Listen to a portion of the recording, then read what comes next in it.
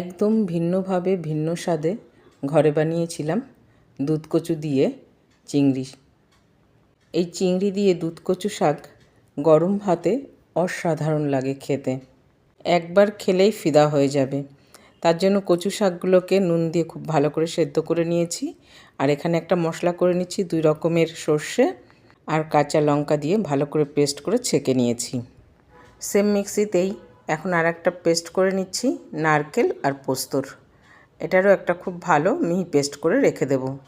আর এদিকে চিংড়ি মাছে নুন হলুদ মাখিয়ে রেখেছিলাম, ওটাকে খুব ভালো করে তেলে ভেজে নিয়ে তার মধ্যে সেদ্ধ করা কচু শাক, পরিমাণ মতন লঙ্কা, স্বাদ অনুযায়ী নুন আর হলুদ দিয়ে কিছুক্ষণ রান্না করে নেব জল শুকানো পর্যন্ত। জল শুকিয়ে গেলে এর মধ্যে নারকেল আর পোস্তর পেস্ট দিয়েও কিছুক্ষণ রান্না করে নেব।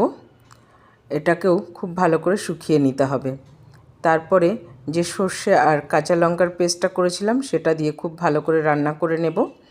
আর এর মধ্যে 1 চামচ কাঁচা সর্ষের তেল দিয়ে ঢাকা দিয়ে কিছুক্ষণ রান্না করে নিতে হবে। এই রান্নাতে কাঁচা তেলের ব্যবহারটা কিন্তু একটু রাখতে হবে, বেশ ভালো লাগে খেতে। 1 চামচ ফ্রেশ ক্রিম আর স্বাদকে ব্যালেন্স করার জন্য 1 চামচ চিনি দিয়ে কিছুক্ষণ রান্না করে নেব। নামানোর আগে 1 চামচ কাঁচা সর্ষের তেল দিয়ে দিলেই কিন্তু একদম ডান সার্ভ করার জন্য।